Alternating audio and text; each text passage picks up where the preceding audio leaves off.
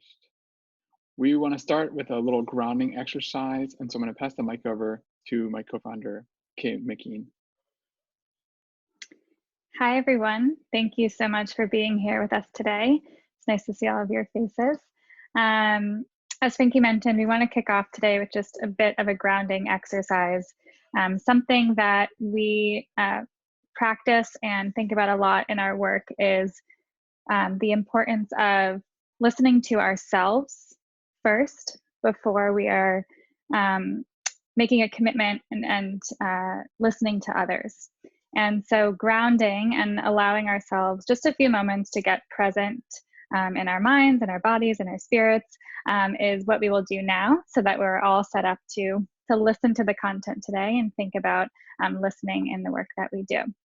So I'm just going to invite you all to just close your eyes if you feel comfortable, or gaze down, maybe into your lap, onto a point of focus in front of you. And just start by placing your hands wherever they feel comfortable. Maybe it's on your lap, maybe it's on your belly, maybe it's one hand on your heart, one hand on your belly, whatever feels comfortable to you to just arrive here. And allow that to land. And when you're ready, we can gently open your eyes or bring your gaze up back into the computer screen to this collective group as we head on into this webinar.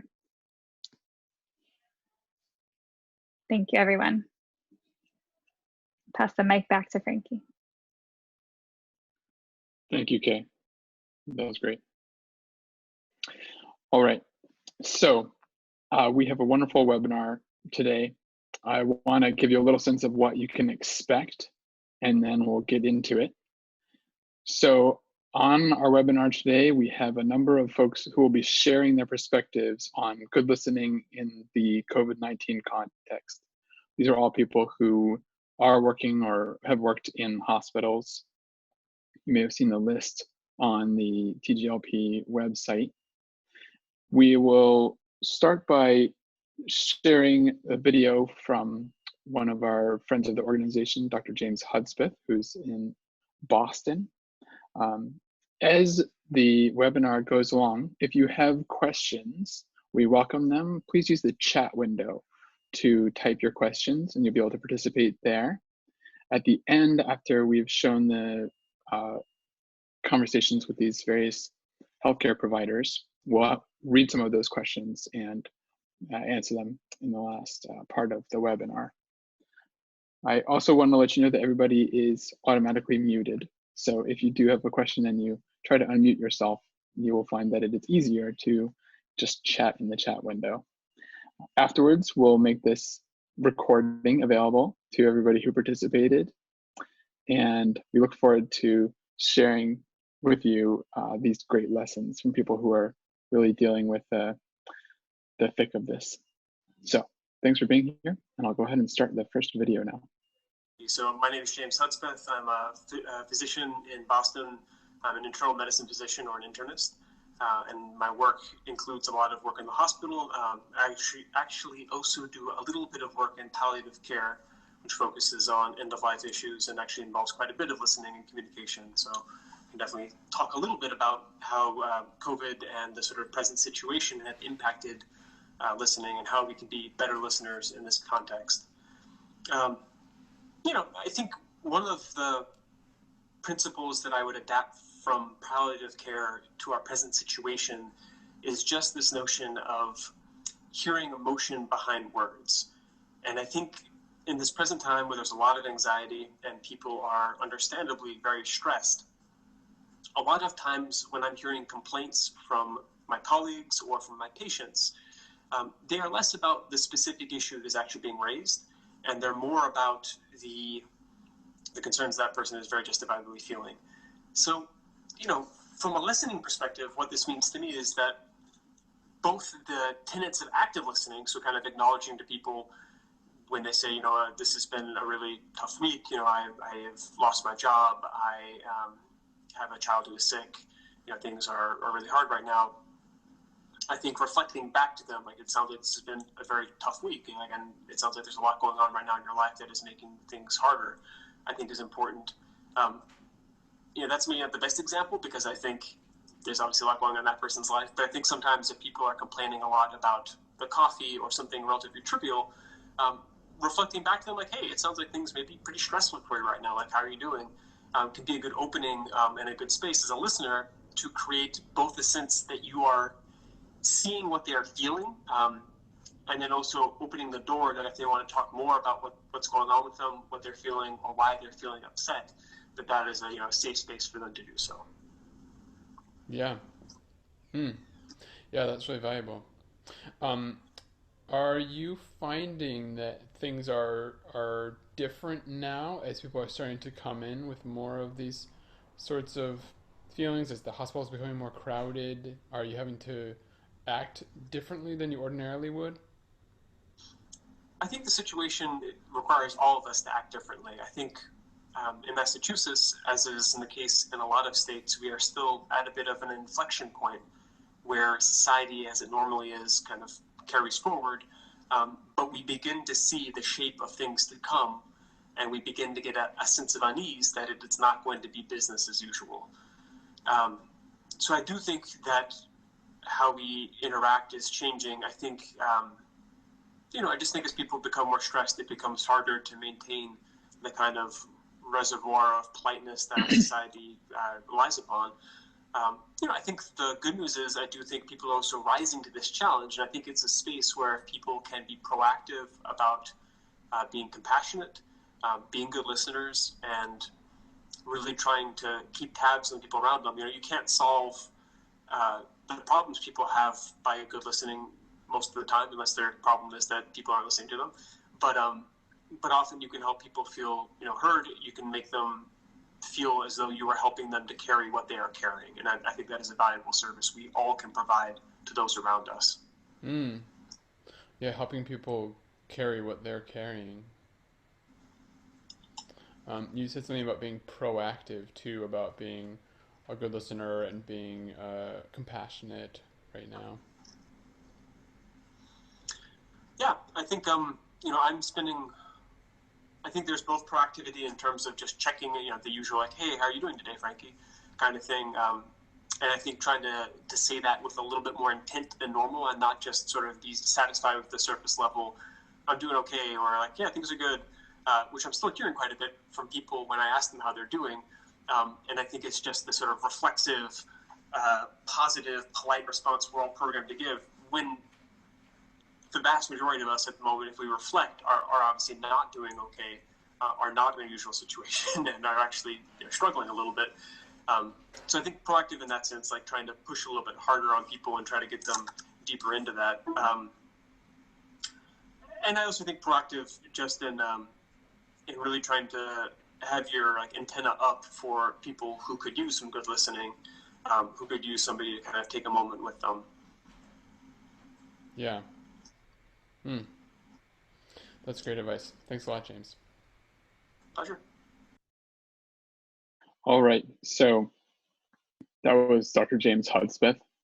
Again, if you have any questions, do please chat them, and we'll get to them. The next person we're going to hear from is Nancy Eddy.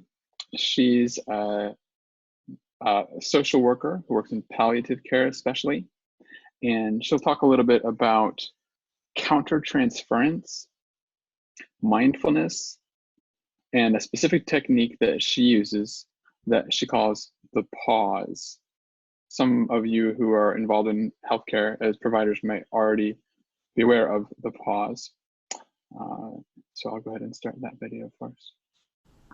My thoughts have been regarding how this affects all of us in a different way than we're used to. So, we social workers talk about countertransference in being like, if you're talking to someone who, you're caring for someone, say, who has COPD, and you have a family member who has COPD, you may be putting some of your own stuff into the situation when you go in and you talk to them.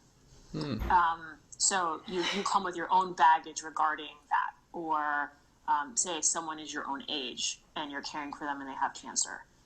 It may be very different than if they're much older or if you don't relate to them. So that countertransference can, it just exists. There's no way to have it not exist, but being aware of it is really important, so that you can be aware of your own stuff, so that when you come to connect with someone else, you can like filter that and say, this is my own stuff I'm thinking in my head right now. Take a breath, listen to what the person is saying. They may not have the same thoughts I'm having about this. So that countertransference right now with COVID-19 is everywhere, because we are all susceptible, right? And not just we're all susceptible, we could be susceptible in this moment talking to this person with the coronavirus. Like, I could be getting it right now. So that is even more intense, right? So being present in the moment, that's the first part of listening, is being able to just actually hear the words that are coming out of the person's mouth and not putting your own stuff on top of it. So that, I think, is so different right now, and just like at a higher intensity. So what I think is really good to handle that countertransference is mindfulness. And I think that, there's a lot of different practices people have. And it's not like someone can say, well, you don't have a lot of extra time to do a lot of extra meditation and things like that right now. If you have, you're being slammed with patients, what I think, if you have any skills you can go back on, just taking a breath before you step into somebody's room, just like stopping there, feeling the ground with your feet, feeling the air with your body, taking a mental check of what thoughts you have in your head first, taking a deep breath, and then stepping into the room and trying to be present to what this person's going to tell you. So I think that's going to require doing that, 50 times a day. Then if you can, when you get home, decompress in other ways and try and do some mindfulness, in a more serious way, if you're able to. There's a lot of stuff for practitioners in mindfulness online. There's a great fast fact about mindfulness. And most practitioners should know about fast facts. Just Google fast fact and mindfulness, and you'll find this fast fact, and it just kind of goes through maybe like 10 possible practices that you could put into place.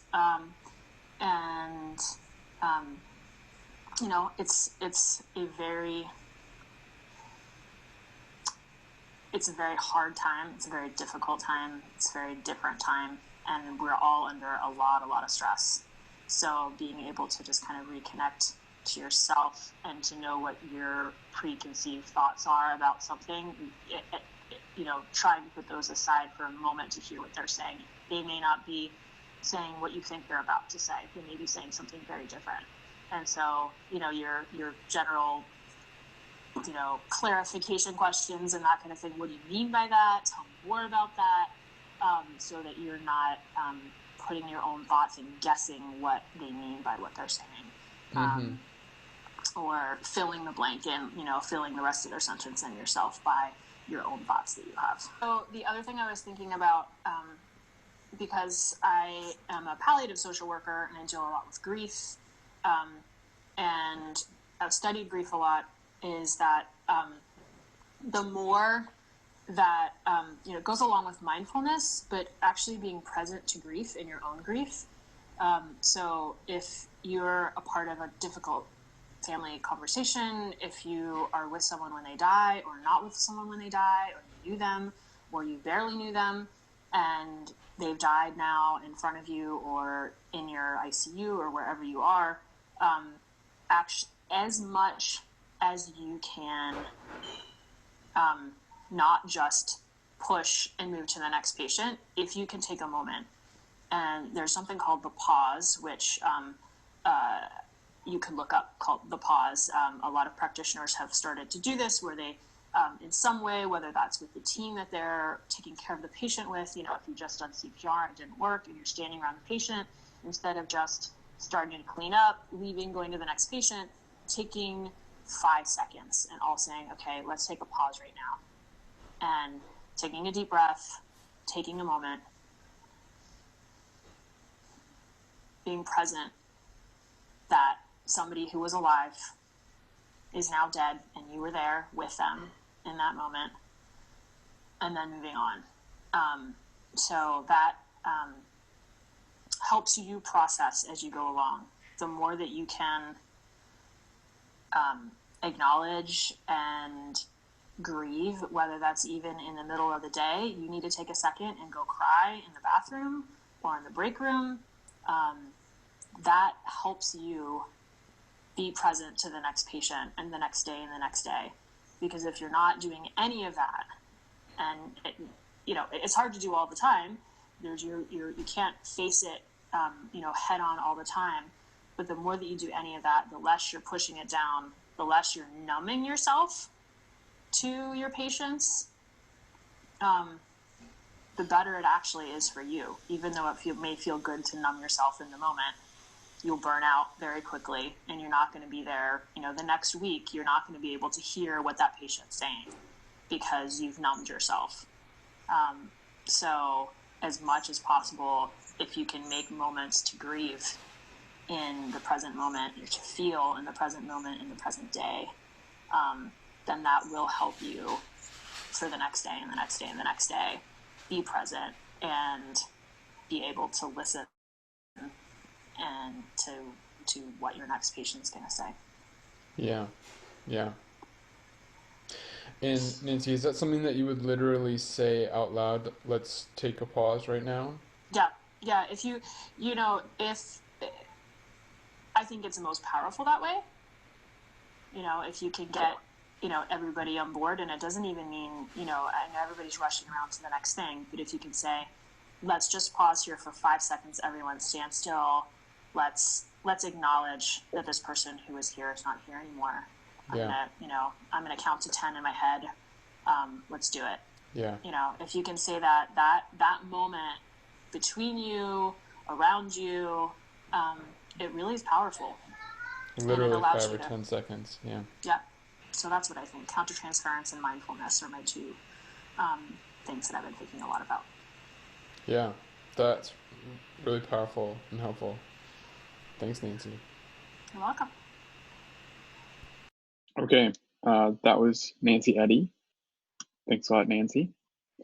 Our next one is going to be Bob Sloan. He was formerly the CEO of a hospital here in Washington, D.C., CEO for 25 years and worked in the hospital for 38 years. And so he's going to talk a bit about how to be diplomatic if there's an urgent situation, but you want to be present with the person that you're talking with, but maybe you don't have the time that you wish that you had. I mean, we had the AIDS epidemic. While I was president of Sibley, we had SARS. We had the Middle Eastern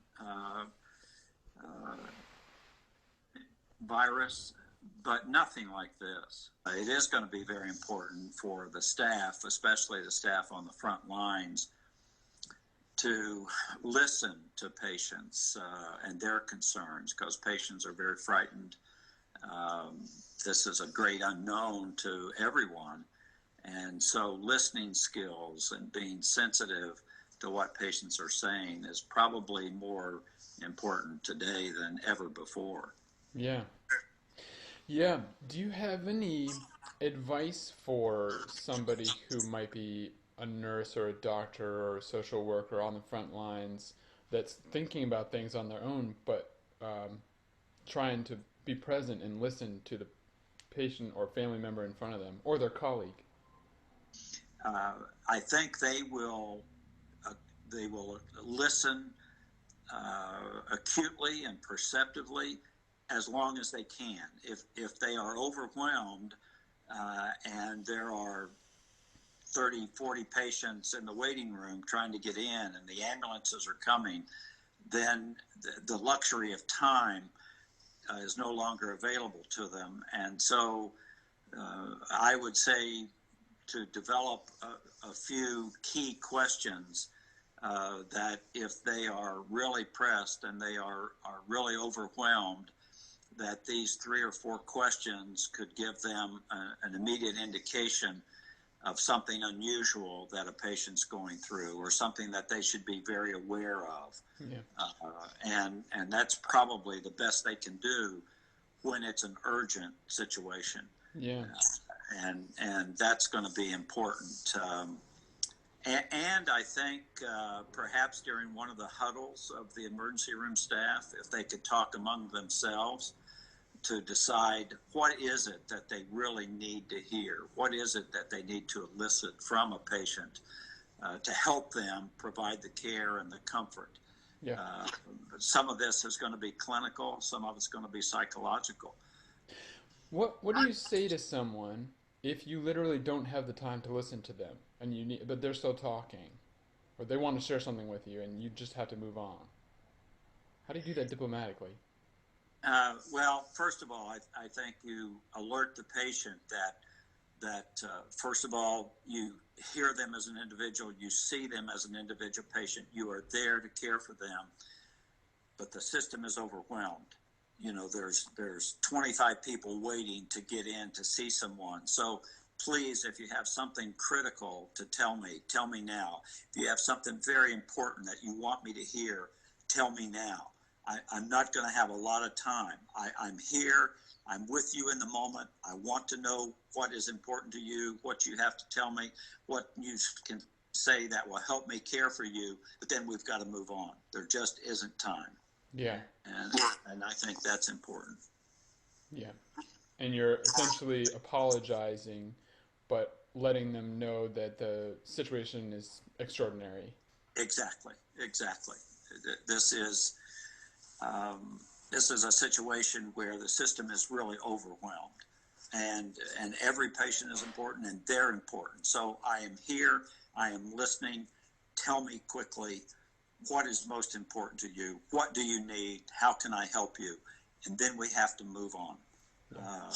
And that's probably, if you tell the patient that and they know that, and most of these patients have been waiting. They're going to know the situation because they're going to have come through a system where there's a lot of people. They see other people. This is their moment. Yeah. That's what I would think. Mm-hmm. Great. Thanks a lot, Bob. That's been really helpful. Okay. Well, good luck. So that was Bob Sloan from Sibley Hospital here in DC. Next, we're going to hear from Káradóttir, who is a psychiatric nurse in Iceland. And she's going to talk about professional closeness. She'll talk about being silent while someone is talking, and also the power of making eye contact with someone, and how she does that. Hi everybody, my name is Klara and I'm a psychiatric nurse in Iceland. I also work privately as a hypnotherapist and EMDR therapist. And my experience when I went to Frankie for 1 year ago, it was really opening for me how this technique helps you to put things together yourself just by talking and have somebody really listening to you. It gives you a sense and you find the answers yourself within when you have the space. And what was the most beautiful for what I experienced in this was that when I thought I was finished talking, Frankie just paused and looked at me and gave me space to contemplate on what I had already been saying. And then suddenly I started talking again and I was putting everything together in a new understanding, and that was really beautiful. And that was something that I learned a lot from this experience, and I'm really thankful. Yes, in the system, the healthcare system, I think we are too much in a hurry. But I also, if I give you the things that are most memorable, then there was a nurse from Klara.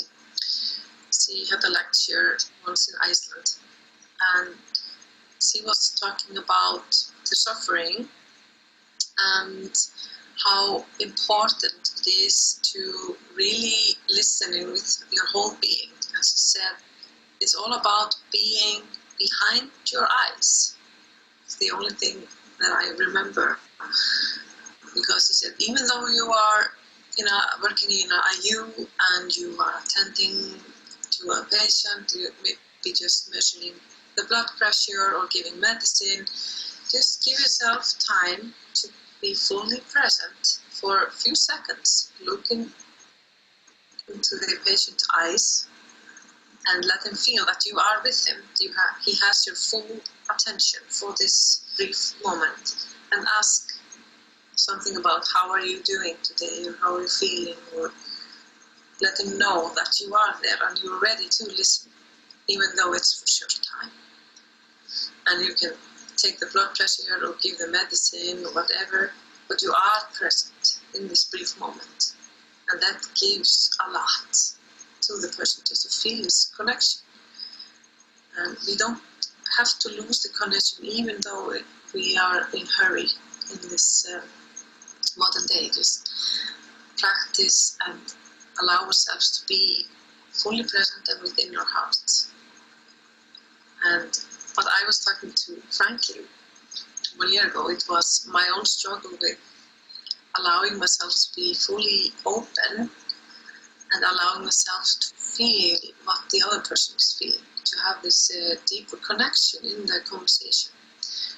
Maybe that is something that happens more in more deeper conversations, but my experience is that I feel that is helping also the person to open up, and we can have a common understanding. The people are more willing to share deeper thoughts or deeper feelings than otherwise.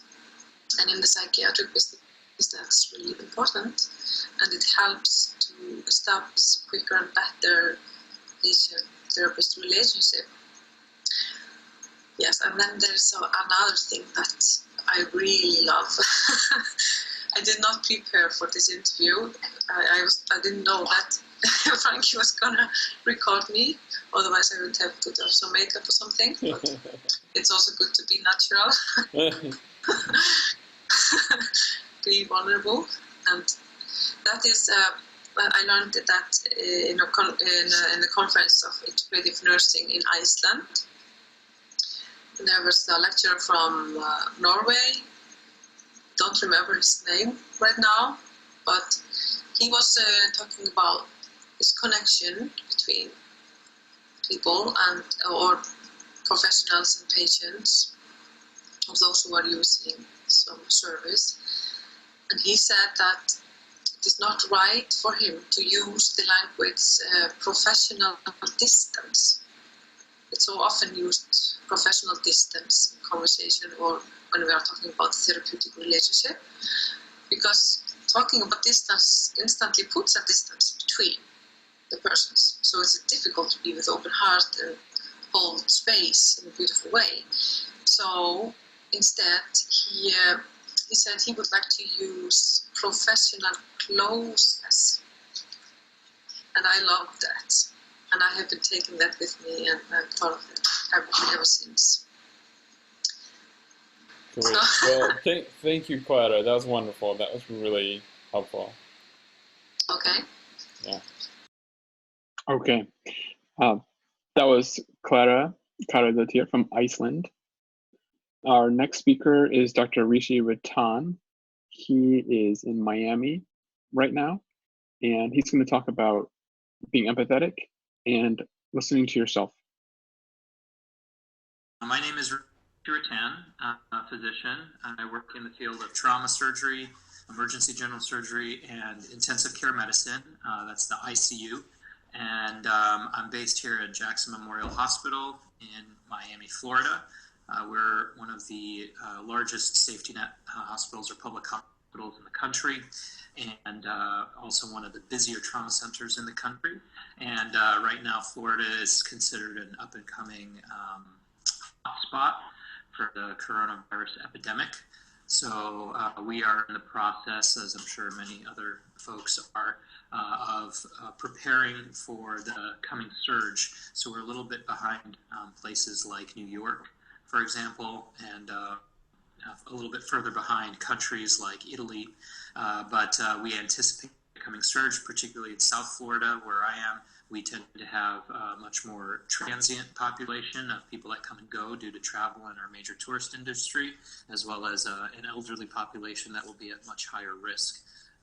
So that's sort of where I'm based in. And in terms of listening, this has been a very interesting, I'll say very interesting experience as a healthcare provider, because it has taxed my listening and empathy bandwidth.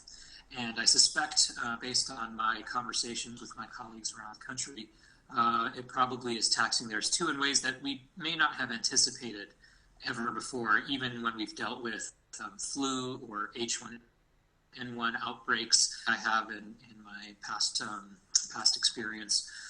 So I think that a large amount of my effort in listening goes towards trying to understand what's behind a lot of patients' fear, or what sometimes seems like irrational action.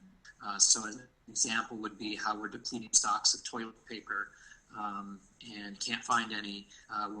Symptoms are running nose and coughing and shortness of breath, or respiratory rather than gastrointestinal.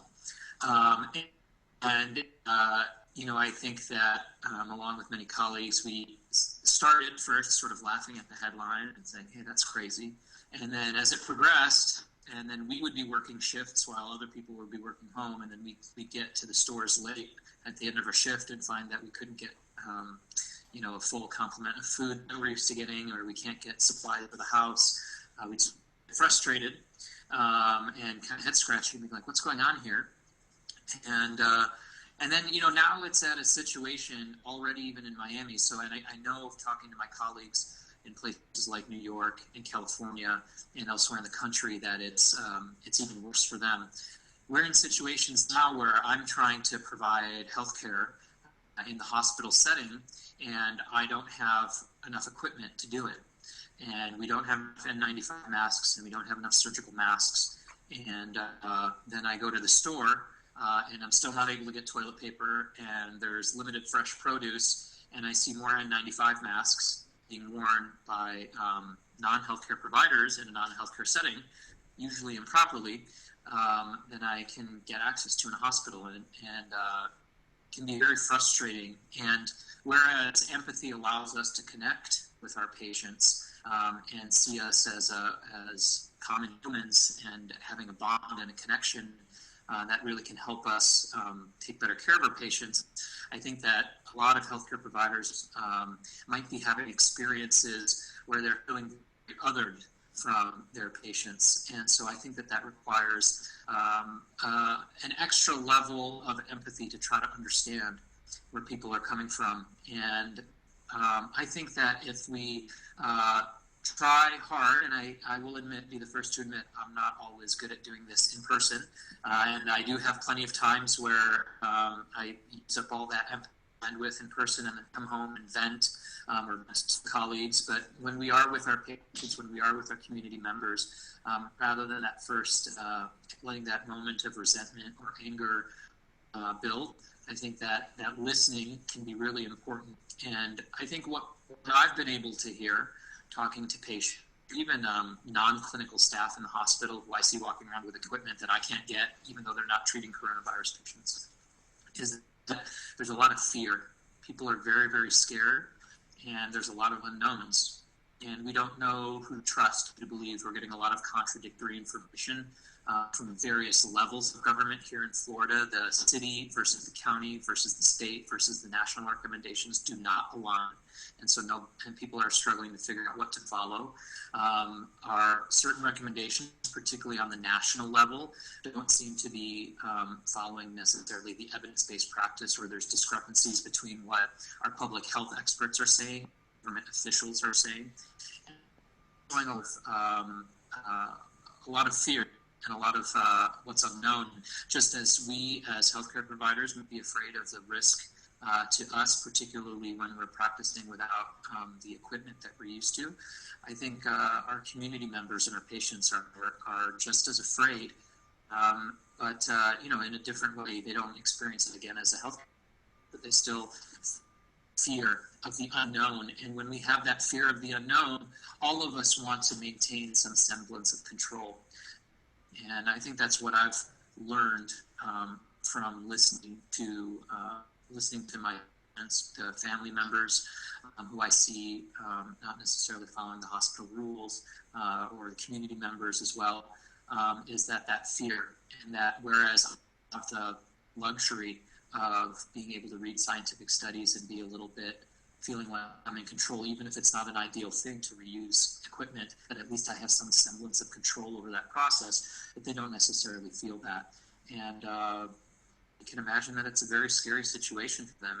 And I think that helps build the empathy a little. And in doing that, like I said, I found personally, for me at least, that uses a lot of my bandwidth, because at the end of the day, while I understand where people may be coming from, it's still putting my fellow healthcare providers, particularly those on the front line, they're at risk. And at the end of the day, whether or not I understand better why community members are doing things they're doing, they're still putting my colleagues and eventually myself at risk. And so that uses up a lot of bandwidth. And so I think listening to oneself as well is really important in understanding where your stressors are coming from. I think that we are all, as healthcare providers, at a new level of baseline stress that's day to day because of our own unknowns, creating that stress and fear. And we have to really be thoughtful about how to manage that proactively. So the ways that I've done that, I'm exercising more, cooking, or trying to eat more healthy, trying to get better sleep, and also limiting my news intake to a couple of trusted sources and filtered through my colleagues. We're all helping each other filter. We've all identified that we have coronavirus information overload already, and it's stressing us out. And some things are repeated, some things are contradictory. So helping each other out by limiting all the onslaughts of anecdotes and this and that, and things breaking down. Trying to keep some good information in there, like hopeful news coming out of Italy, for example, like they're turning the corner, or China flattening the cases, and then non-healthcare news as well. Lots of animal videos on the internet, etc. So I think listening to the patients can help build empathy, but also making sure that we nurture our empathy reserve and find ways to restore that by listening to ourselves. When you have a patient who, like you were describing, maybe is scared and is also maybe doing some sort of behavior that is frustrating for you. Maybe they're using masks improperly, or they're talking about this store of masks that they've hoarded at home, and you're thinking about how you don't have them. Is there something specific that you can do to help overcome that frustration that you're having with them?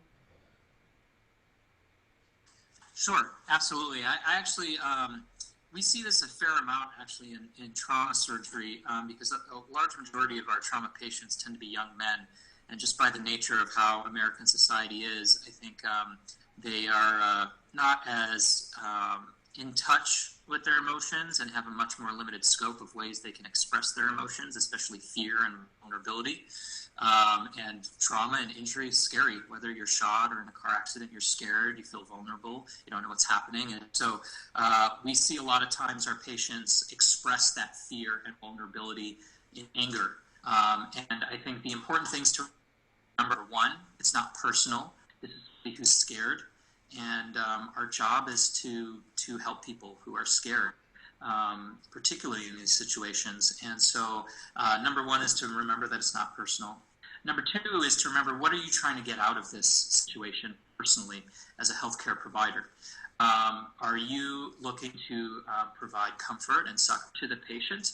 And then if so, expressing your frustration with them isn't really going to do that. That's only going to distance them from you.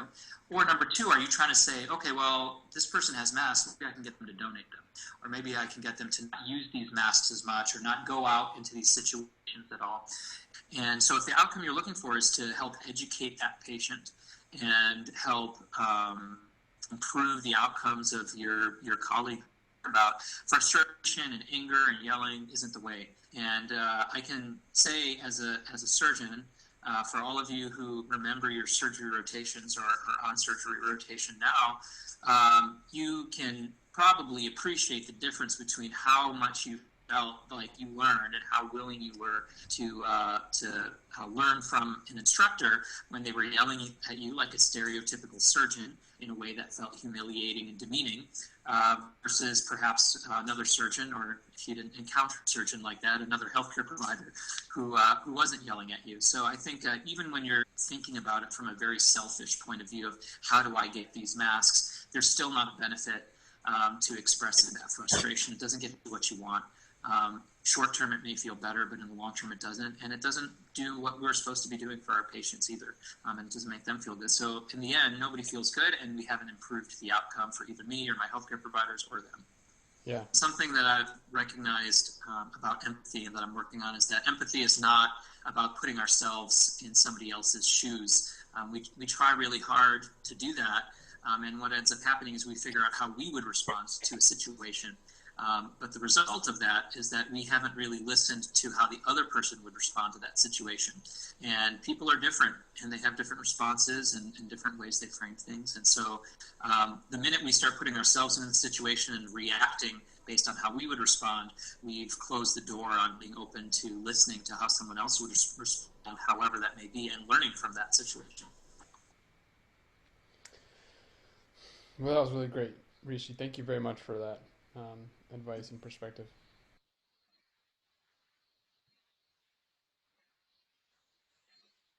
All right, thank you. We have one more video. This one is from Matt Brown. He is a nurse manager at Sibley Hospital here in Washington, D.C. Hi, I'm Matt Brown. I'm a nurse manager at Sibley. Been doing this COVID jig for about 2 weeks now, and done a lot of listening.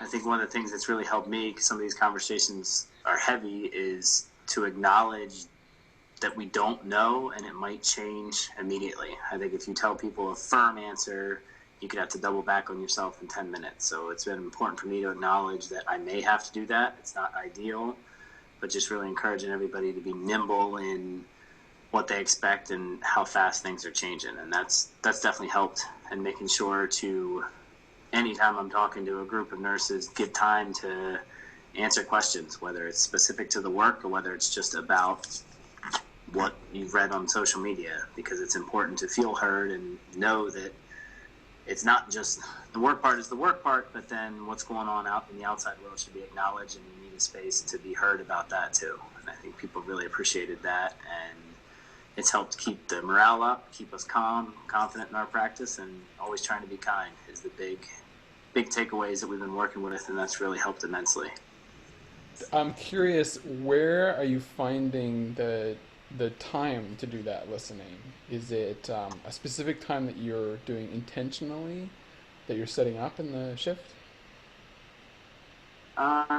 We have huddles to start and end shifts, and that's a really good time, but then also offering it up where if you got something you want to ask privately, you can do that, and making myself sort of available after huddles. But I think people are okay speaking about it in a group, and I've always encouraged that, just because if it's a question or concern you have, somebody else might have too, but then leave them a little bit of space to not, if they want to talk privately. I've also, it being a texting world, I also will use text to sort of check in with people and say, hey, I'm here. If you want to talk, if you want to text me, whether I'm physically at work or not, because it's 24/7, and I try and set boundaries for home and work, but it's also good to, just because I'm not there doesn't mean I don't want them to feel like a concern can't be heard, because it is scary. There's a lot going on.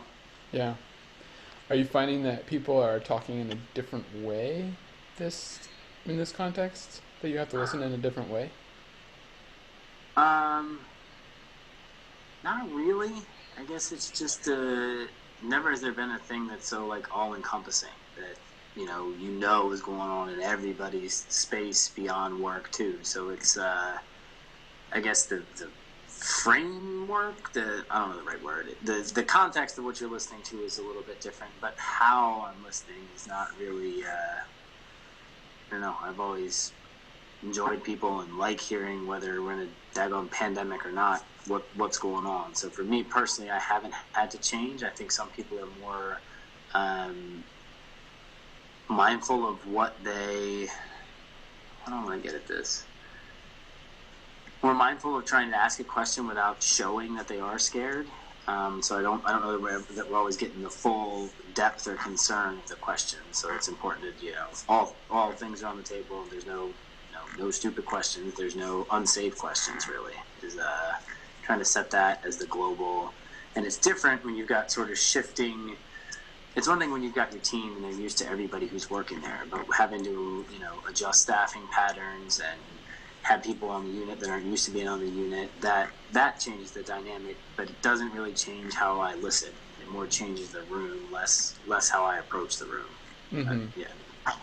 Yeah, I mean, it's interesting that you said it might be more difficult to tell if someone is freaking out. Maybe they're presenting their question or their comment in a reserved way. I know having a high emotional intelligence is a big part of your work as a nurse manager, but it seems like you're saying that you need to have an extra level of observation?